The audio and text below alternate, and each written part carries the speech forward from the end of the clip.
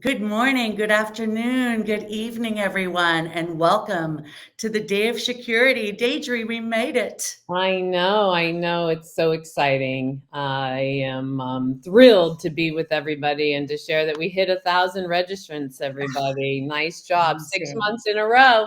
Yep, yep, it's incredible. We are so excited about sharing this day with you. You will learn a lot about our speakers, you'll get to know each other. But first, we'd like to tell you a little bit about ourselves. So, Deidre, why don't you start? Yeah, let's introduce ourselves. And then we've got some slides. We want to talk about why Day of Security. So, Brenley and I are going to entertain you all for about 25 minutes before we announce our first keynote. I would encourage everybody to use the chat function and to use it to share where are you right now, where are you joining us from, and we'll keep encouraging lots of chat use as we go. My name is Deidre Diamond. I'm the founder of Secure Diversity. Secure Diversity is a co-founder of Day of Security along with Lookout, and Brenley will introduce herself here in just a second.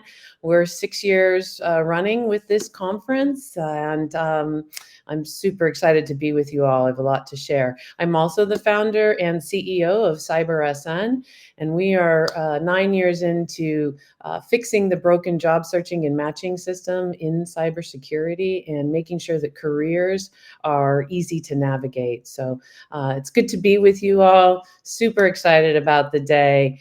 Bren, please introduce yourself. Absolutely. Thank you, Deidre. So my name is Brenley Brotman. I'm the Vice President of Global Recruiting and the Chair of our Lookout Foundation. Lookout is a cloud cybersecurity company, and we were delighted to partner with Deidre in creating the Day of Security.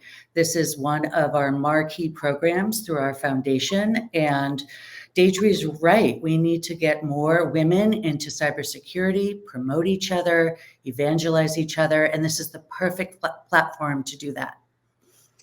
Absolutely. And let's from that, Brenley, let's dive into why we do this conference. And just before, I'm going to have Kelly start a video for you all to give you some past love of people that have made this conference happen and a little bit of history. And then I'm going to share my screen with a few slides and we'll take it from there. So Kelly, all you. That made me want to dance. I know. Dance. I love our videos from conferences. It's such great memories. It really is. I mean, I never thought I'd thank COVID for anything. I thank COVID for making us go digital. Yeah, Because absolutely. a lot of what we've been able to do, both in person, but now digital, we can reach so many more women and non-binary individuals, and that's the key, right? Yeah, absolutely. It's really exciting that when we did go digital, we had women from 52 countries participating in Day of Security. And so it was really great for women to meet other women from other cultures, other experiences. And that's the beauty of this conference. Yeah. In fact, let's get that chat going. Where are you sitting right now? What part of the world are you in? Share in chat. It's always super fun to see that. I know that Brenley and I unfortunately can't see it, but you all can. And afterwards, we'll get to look in the chat and see where you're all at. I'm sitting in San Francisco. I'm a native Californian and moved to San Francisco recently, and I love it here. And Bren, you're close by, right? I am. Yeah. I am just north of the San Francisco Golden Gate Bridge. And, we're close, but, we've done this in Boston, we've done this in Toronto. So it's just really exciting to be with each other digitally. That's awesome. I'm getting messages backstage from Kelly saying all over the US, India, Serbia, love it, love it, love it. And I'm sure many, many more. And we'll share Canada at the end of the day. We'll share some more there. Bren, let's let's use the next 5 minutes or so. I'm going to share my screen and let's talk about what drives us to do Day of Security. As I mentioned already, this is our 6th year going. We have been holding events all around the country of the US, and we'll share some of that later. But this is the why. And, career development is listed first here. And yet every one of these 4 bullet points, I know you and I spent some time agreeing that this is what we're about. Yeah. Yeah, exactly. And in the area of career development, that means so many things, right? Yes. There are women that are looking to get into the field of cybersecurity. There are women that are in other areas of technology that want to understand what type of positions are out there. There are women that are very experienced in the field and they want to, as I call it, sharpen their claws, right? Just continue to learn more. But the career development aspect of this, the reason why we started Day of Security was to get more women into the field. Would you agree, Deidre? That's right. And by giving them skills, giving them training, our conferences always include workshops. And to, take what you were saying further about how vast career development is, we've got 45 functional roles in cybersecurity across 10 categories. And the majority of society, certainly when we first started, and I probably still today, doesn't think women and non-binary professionals aren't thinking about cybersecurity. So that's one. Then number 2 was women that were in cybersecurity and us seeing over the years them not get to the executive seats. And right. Day of Security funded cohorts of 10 people to be in executive cohorts for SOC as well as GRC and cloud. And again, focusing our time and efforts on also advancing women in cybersecurity, and that is a product of also people networking here and finding jobs of all levels, as well as finding our community of support. Yes. We know that women still deal with unfair promotion criteria and get left out. Yep, exactly. I still get emails from women that joined us in 2017 and they found their mentors through Day of Security, right? Yeah. They continue the conversations and we really see it as a safe space and creating those relationships, those mentorships, as you mentioned, that is really what we're about, is providing the opportunities. Yeah. And let's jump to safe space because, I go to conferences regularly. I know anybody that knows me knows I'm at one a week, if not 2. And I still see the problem that women have to endure, which is usually when the drinks get going. And many times prior, and even for me at the level that I'm at now, it still happens that inappropriate conversation that makes one feel uncomfortable. And if it's happening to me, I know it's happening to others, and it's not okay. And so while we conquer that in physical spaces, the digital certainly helps as well. Yeah. And having those conversations with each other and learning from each other about how a new approach, kind of your own internal tool set of, those situations we hope don't continue, but like Deidre said, they probably will. Yeah. And so just having a new approach to it, would be very helpful. Yeah. It's still happening. We know our women's rights, went backwards this year. I'll be talking about that at 10 with another leader. And so we have to continue to work at what it means to have a safe space, both physically and mentally. And we will, and we are, and we recognize that, and we always have. And I know that matters. And, this public speaking one, Brenley, it's just so near and dear to my heart because it's all about confidence, right? I mean, we can't grow and develop and take bigger jobs that pay more and get to these power seats, which is what I want to see women and non-binary professionals do, without practicing our voice, without practicing communicating. And that is why, Day of Security going digital is just so exciting for me the last 3 years, because we've been able to put so many more women on stage Yeah. and getting their voices going. And I just want to say one more thing about this is that anybody who submits a CFP to Day of Security gets feedback. That has always been our thing. And I love you, volunteers. I don't know all of you, and just know I love you for doing this. The feedback is so helpful in terms of, understanding why or why not somebody maybe got a spot. And so please, I encourage you to submit so that we can help you create a CFP that gets chosen. Yeah. And learning how to speak to crowds is tough, right? Learning how to reach out to somebody who you don't know is tough. And so we really have created this platform so that you can learn, you can try. It's hard to learn in other environments unless you're exposed to it. So as Deidre mentioned, we really encourage you at our next conference to pick a track and submit a talk. We'd love to hear from you. That's right.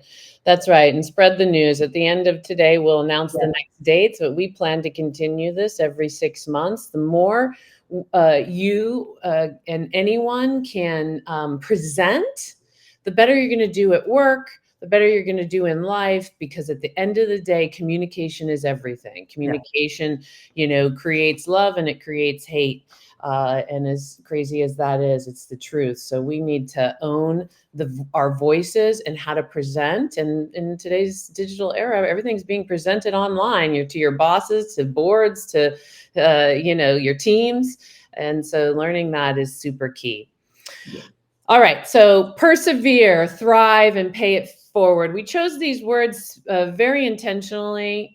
We know that women have it, and non-binary genders have it extremely difficult. I have my own story to share in a poem here shortly. Perseverance is key. And with each other and allies, we can persevere, and then we can thrive, and then we can pay it forward. And that's the plan, as fast as possible. And so we're here to provide that support. Yeah, and paying it forward is so important. We have all been in tough places. We have all appreciated when individuals reach out to us at a personal level, at a professional level. I know we created our Lookout Foundation to give back and give employees an opportunity to give back. And nothing is more rewarding than the ability to bring another person up. That's and right. Provide them with an optimistic approach. That's right.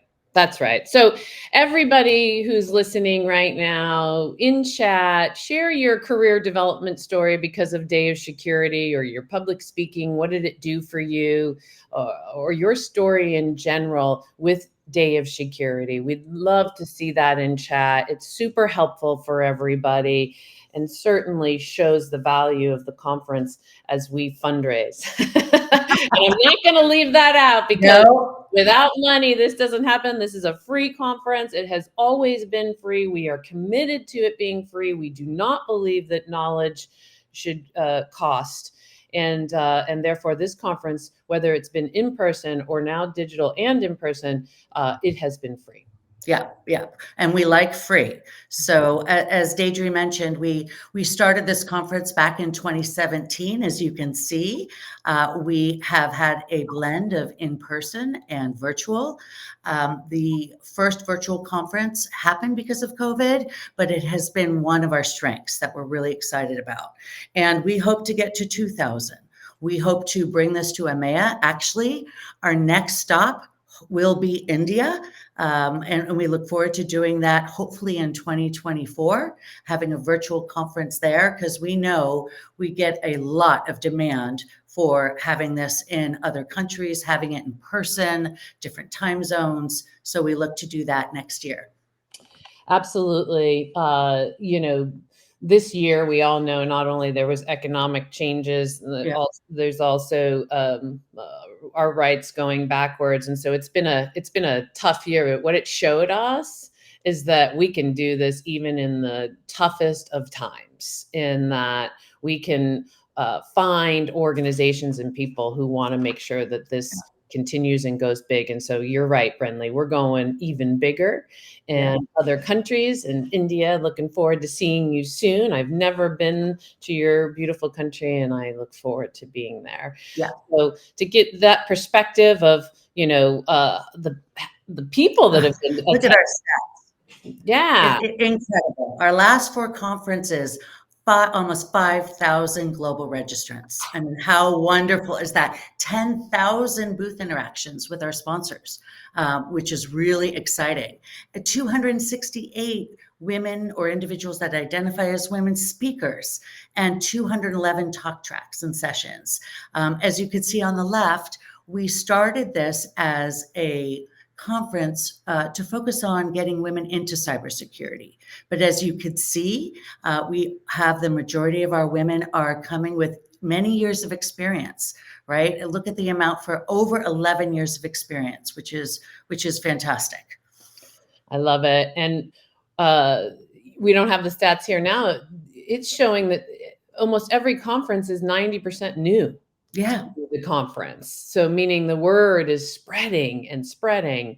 And yet everybody uses the Slack. So that's what I love as well. Get in Slack, keep the communications going after the conference, everybody. These numbers are so powerful. Okay, Bren, tell everybody the best way to use today. All right. So you want to plan your day. We have session tracks that you can see in the upper right-hand corner. You could filter on your track of interest, pick the sessions that you'd like to attend. As you can see, we have 5 different talk tracks.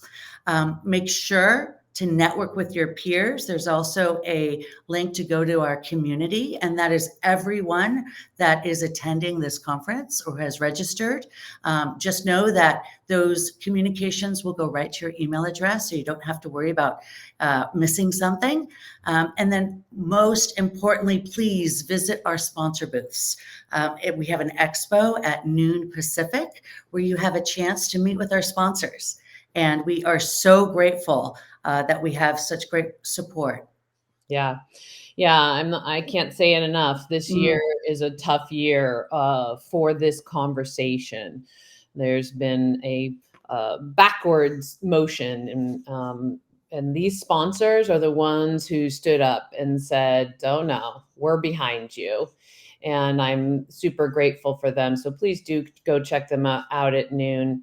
And enjoy the variety of what we have. I know that when I go to conferences, sometimes I'm like, oh man, I can't be in 2 places at once.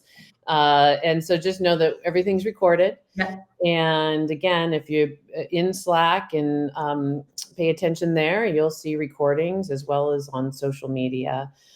So that's super important too, because whatever talks you didn't get to go to today, I think we all know that because these talks are not pay for play, they're incredible. And they really are practitioners of all levels, teaching their craft, sharing their stories and their knowledge, and they are powerful. So remember that you can get copies afterwards. Yeah.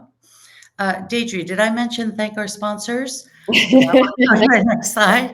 And so thank you to everyone who has sponsored our conference. I am already getting requests to sponsor our people wanting to sponsor our next conference, which is really exciting. We'll talk about the dates towards the end of today's sessions. But once again, please visit our sponsors and thank you again to our sponsors for all of your support. That's right. And to all of you who donated your own personal money, we are also super grateful to you and appreciate you a lot. So I'm going to call it out. Google, Expel, Airbnb, UBS, Sands, Lookout. You always, every year, you're the biggest sponsor. Without you, this would never happen. I'm forever grateful. Fusion Cyber, Asylum, Cyber SN, Secure Diversity, IRM Authority, all of you deserve everybody here giving you a chance to share what you're doing. You truly care, and we love you. We do very much. So Deidre, you mentioned earlier about a poem that you wrote, and you were open to sharing it with us. So can you tell us a little bit about that? Yeah. And Oh, sorry. no, please. I'm super grateful that this poem is something that people like yourself and others have heard me read recently and create for RSA awards last year, or what was presented during RSA for Ally of the Year, Woman Ally of the Year last year. And so I'm going to read it today. It's been something that people have encouraged me to take to bigger and bigger stages. I keynoted with this as well last week at Cybersecurity. So I'm going to read a poem to you all as you get to know me more, or as I want everybody to know me more. This poem is what I wrote when I accepted that award last year. In the last 6 years that I've been out being an ally, I always got asked the question, why do I need an ally? So this is why I wrote this. And so let me read it to you all. So, I am a woman of a privileged life. Why do I need an ally? 1 in 4 girls are molested as a child. Why do I need an ally? 1 in 6 women are victims of rape. Why do I need an ally? Money buys health and safety, and yet only 11% of billionaires are women. Why do I need an ally? Women are said to be equal, and yet there are laws that govern their bodies. Why do I need an ally? Women are said to have equal employment opportunities, and yet men dominate the power seats. Why do I need an ally? Women are said to be safe at work, and yet 28% of women working in male-dominated professions reported sexual harassment. Why do I need an ally? I am a woman, and I know I need allies.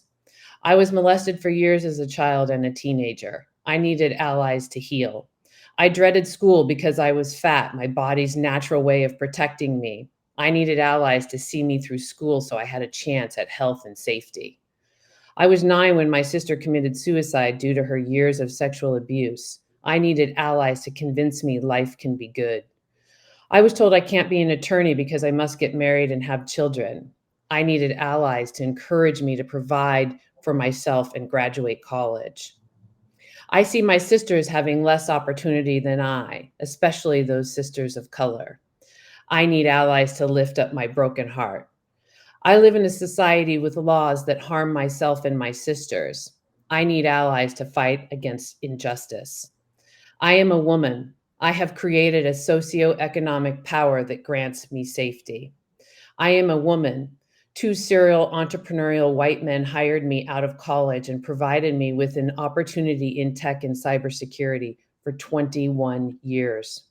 I am a woman lucky to be of the 15% who are truly given equal opportunity and support at work. I am a woman who represents 2.3% of women who are the sole founders of a tech company. I am a woman who represents the less than 1% of women who have self-funded and solely founded a tech company. I am a woman. I needed allies every step of the way. I am a woman. I long for a day when no human needs allies. I am a woman. I pray that generations to come will be allies to each other regardless of gender. Until that day, join me, join us, be an ally, stand up for equity, fight for equity, and be equality. For if you don't, my story will be just a rare, lucky story to be told on stages like this. Incredible. Yeah. Powerful. You know, from ally to activist is where I am now on this journey, and sharing stories and meeting others and being an ally has shown me that it's time to be an activist. And so I'm going to use this poem to move into activist mode. Beautiful, Deidre. Truly. I appreciate the opportunity for everybody allowing me to present this, and I hope it inspires you to recognize the perseverance pays off. Find your allies, grab your allies, become activists.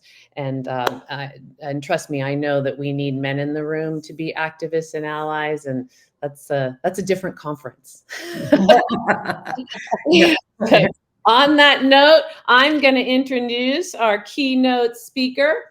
Her name is Ejona Preçi. Ejona is an enthusiastic cybersecurity professional with over 12 years of experience in the field, demonstrating a profound dedication to promoting diversity within the cybersecurity realm.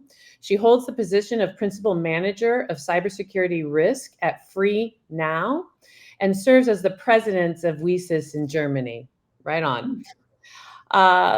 With an impressive array of certifications, she's got her CISSP, her CISM, CRISC, and ITIL version 4.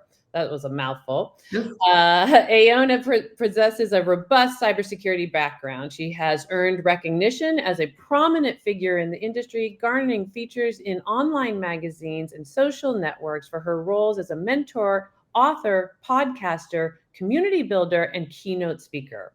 Her expertise extends beyond technical tasks as she actively contributes to ISACA as a topic leader and serves as a subject matter expert in reviewing and crafting exam preparation materials. Woohoo! In addition, she is an avid writer, actively crafting articles and industry news on cybersecurity topics. Ejona has been recognized as one of the 45 cyber power women in the top cyber news magazines and shortlisted for Cybersecurity Woman of the Year Award 2023. Recognizing the need for accessible and engaging cybersecurity content, Ejona has started her own podcast called Cyberstar Talk Podcast. This podcast serves as a valuable resource for cybersecurity professionals and enthusiasts alike, providing up-to-date industry news, insights on emerging threats, and engaging interviews with influential cybersecurity figures around the world. And with that, I bring to you Ejona. Hi, thank you so much for the introduction, Deidre. I'm very excited to be here today, and it's a very big honor for me to be delivering the opening keynote for the Day of Security conference. So today I'm going to speak about why do we need more women in cybersecurity. Although my presentation is focused on women, as it is the largest group, it definitely applies to all underrepresented groups. Well, we hear a lot about the shortage of cybersecurity, of women in cybersecurity nowadays, but women are lagging behind in other areas too. Why is this so important for cybersecurity field then? Because cybersecurity is about protection, protecting ourselves at the first place and everything around us. It is about protecting people from harm and tracking down those who compromise their data. Women, more than men, need protection. Although under humanitarian law, we are not considered vulnerable as such, and I don't think we are, still, most of the time, we need to fight more than men to get our place in the world.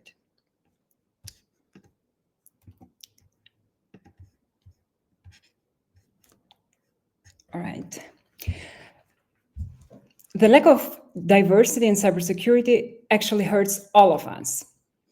Although numerous companies and organizations may have asserted that they made significant strides in attaining gender equality in cybersecurity at workplaces, we know that the reality is quite different. It can be felt and seen with all our senses. We are far away from being equal. Nevertheless, it is important to acknowledge the progress that we have made so far and move beyond those buzzwords. Actually, we need to take concrete action items to level the playing field for women and other underrepresented groups.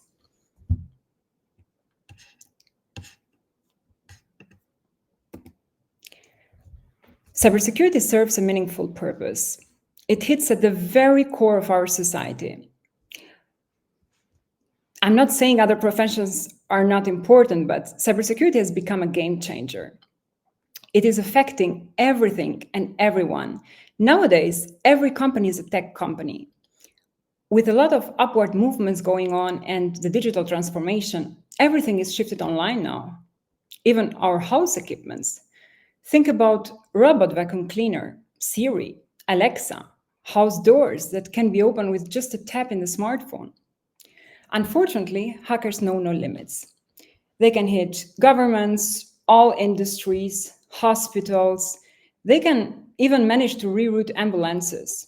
And that has been the case, unfortunately, during the COVID-19 outbreak that we have experienced this. So what do we do now? And how do we protect this ever-intelligent world? Almost everybody is now exposed to the internet. We are setting up our mobile phones, smart home devices, and everything in between without maybe having the necessary skills, background, or education.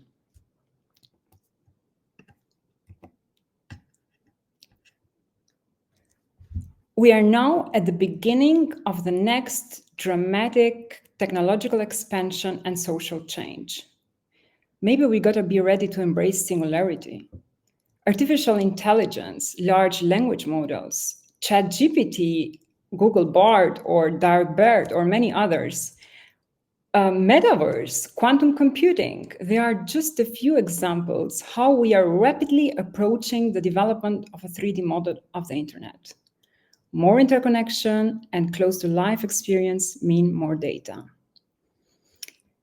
Have you already seen avatars circulating on social media? Well, hackers might probably be able to get access to those avatars and harm or manipulate the environment around users. People cannot say to their kids anymore to go to their room when they make a mistake, because as soon as they open the room door, they are exposed to a whole new universe of possibilities and interactions. They probably know about technology more than we do, but they still need protection. Therefore, parents should always be one step ahead. Well, we all know that women are still underrepresented in cybersecurity. However, most of the people think that male-dominated teams have always been the norm in the tech and security industries. But looking back in history, women have been at the forefront of the computing technology that we use today. From Ada Lovelace, the world's first programmer, to Heidi Lamar, the pioneer behind Wi-Fi, to Katherine Johnson, the NASA mathematician who helped send astronauts to the moon, and Lydia Perlman, the mother of the internet we use today. Tons of amazing and intelligent women have been trailblazers in driving forward the technology and the innovation for centuries, and without receiving their fair share of credit and recognition. Studies conducted throughout the year show that in the 1940s, programmers were mostly women. If we look farther, in 1960, women made something between 30 to 50%. And in the 1980s, the number plunged below 30%. But what caused this prominent drop? Well, in the 1980s, the first computers were born to be a game changer. They were initially offering a little more than gaming and word processing, but they were marketed to boys and men. Women were never the target market at that time. So what do you do when a commercial does not relate to you? You disconnect. And that is what happened. Women actually found their way very, very difficult to land to technology. And you probably haven't seen this picture before. Sorry, to the next slide. This is from 1980s. It's a notable commercial from Apple in the 1984, which depicted a striking scene. A beautiful blonde woman with a sledgehammer in her hand, trying to rescue a group of people in a post-apocalyptic-like setting. And this was actually aired by Apple, and it was a very, very successful commercial at that time, because they wanted to show that their Macintosh will definitely bring freedom rather than control in the world. And they tried also to sort of level the gender disparities, and they featured a woman in this commercial. But again, many people found that commercial as an indication that women did not belong to technology, and that showed actually that at that time, this idea was deeply instilled inside the society. And so elitism, discrimination, that have been always the contributing factors to worsening the gender equality in the field and preventing women from landing to cybersecurity jobs and tech jobs in general. Nowadays, there is a low enrollment of women in all STEM disciplines.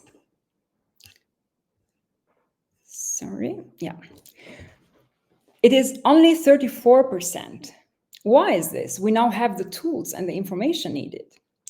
Because we are often self-stigmatized.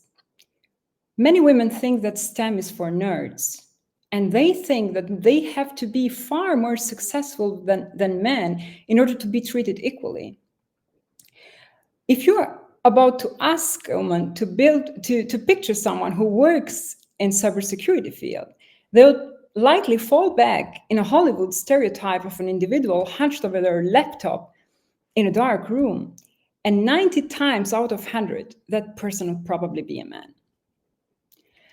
Many women that I've been talking to have the impression that this profession is very technical and it needs like in-depth technical skills and programming. And they think we talk IP addresses all day and all this stuff, which sounds very overcomplicated.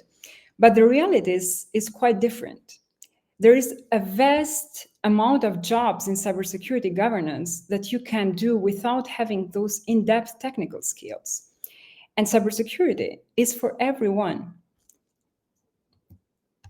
Allow me to share part of my story in this field.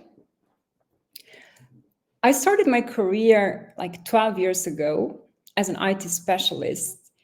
And one day I faced the very first security incident at a time that I didn't know much about security. I fell victim of a sophisticated phishing attack. Luckily, the impact was minor and it didn't really affect any critical system, but still, as you can imagine, I felt extremely overwhelmed, ashamed, and afraid of what could other people think of me. How could an IT specialist fall for a phishing scam? And so that was an eye-opener for me. That experience hit me really, really hard. And I decided to shift to cybersecurity and to learn more about this fascinating field. But how?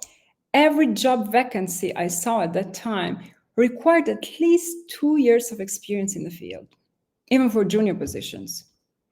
So after tons of unsuccessful applications and friends and colleagues telling me that you already work in a male-dominated environment, why do you jump to a field that can be even worse? Eventually, an amazing opportunity found me. I was offered a job in a Big Four company in cybersecurity department. Was I ready for that? Maybe not. But when it feels scary to jump, that is exactly when you jump. No risks, no rewards, that's clear. And so I felt incredibly behind, especially when it came to me talking about elusive. I automatically was like, oh God, what if I mess up? Because I'm going to say the wrong thing and they're going to think she's a woman, she does not know anything. And so that's a subconscious I had to shut out. And it took me years to do that. Well, I don't even know whether I managed to completely shut it out or just lower that inner voice inside me. But yeah, today I feel that that was the best choice ever. Of course, I had so many challenges throughout my journey. I had to learn new things, to adapt to a new culture, a new mindset, to put in long hours, to change and fail and change again. So it was a roller coaster, but absolutely fulfilling and rewarding. I was never challenged as a woman working in cybersecurity. I was challenged as an individual working in this industry. I'm not saying that discriminations are not real, but they're not everywhere, and the times are changing. I found myself very often in embarrassing situation where I was the only woman in the room, or one of the few. But again, most of the time, I received nothing but respect from my male counterparts, which actually helped me build confidence over the years. Yes, I had a bumpy road ahead, but it was absolutely fulfilling and rewarding. I was promoted almost every year. I learned many new different streams of cybersecurity, and I was engaged in different projects. I started my own podcast, started building communities. I was shortlisted for Cybersecurity Woman of the Year this year, and I was also selected as one of the top 44 cyber power women worldwide. I decided to give back to community the overwhelming gratification I have received throughout my career, and hopefully inspire other women to pursue this amazing career. Well, I have learned an important lesson about success. Throughout my journey, I learned that the most important thing is not how many likes you get on LinkedIn posts or how many people you impress. Instead, my success is measured on how many times I have offered a helping hand and how many people I have inspired. Well, why women and why now? For all the reasons I have pointed out earlier, but also because the field of cybersecurity is a fast and furious word, and exactly we need to keep the pace. So why do we need women? I hear this question quite often. We need women to bring a different perspective to the table. Hackers can come from different backgrounds and education. They can be even women hackers. So we know a lot of women hackers, right? So how do we combat them? By bringing more diversity to the table, by bolstering security with different perspectives. Therefore, it is imperative to take concrete actions and bust the biases, shatter the glass ceilings, and tell the world that women can do the same job as men with the same quality as men. So we are not behind in any way in this field.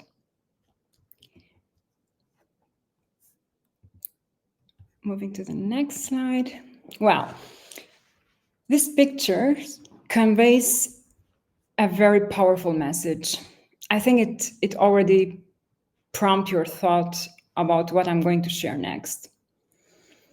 Last year, I was participating to a security conference, where I crossed paths with a remarkable woman. She was a first advocate for women in cybersecurity and had already built a very nice community. I asked her how she found her way to the cybersecurity field, and she told me that she used to work in real estate, and that changed where her daughter's wheelchair was hacked. Yes, you heard me right. A hacker had penetrated to the wheelchair network by connecting a Raspberry Pi and a CAN bus board, and he was eventually able to control the wheelchair with a girl sitting in it. An unimaginable violation of child safety. And that's a double vulnerability, because first of all, she was a child, and secondly, she was a child with special needs. But instead of retreating in fear, this remarkable woman took action. She plunged herself in the world of cybersecurity, not only to protect her daughter, but to protect everybody who can be vulnerable to similar threats. I never ever came across a more compelling reason to pursue a career in cybersecurity, and her unwavering commitment was truly a sight to behold. Well, to the next slide. Sorry for the technical difficulties today. Today, there are 1,000 of women successfully leading cybersecurity teams in the large enterprises in the world. Although the lineup is extensive, I'm just mentioning a few of them, just to show you the trust that large enterprises have placed into women leaders to safeguard their companies. Wendell Snyder, she's the former CISO of Apple and Mozilla. Rinki Sethi, she's a former CISO of Twitter and now CISO at Bill. Heather Atkins, she's a vice president of security at Google, and she was also the founding member of the Google security team. And who's next? It can probably be you. Just ask yourself if you have a true calling for this field. And if you do, just take the leap and jump in. Your passion will drive you toward achieving the desired success.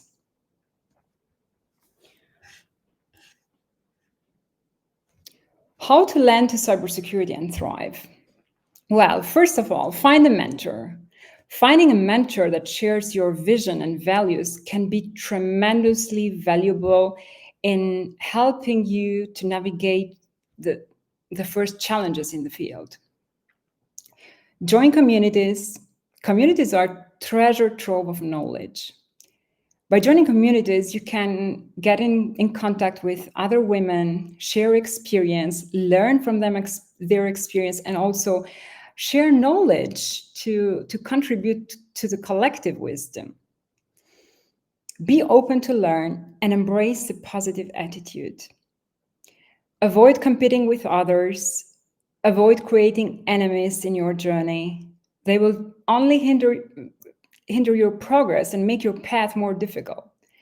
Instead, embrace opportunities.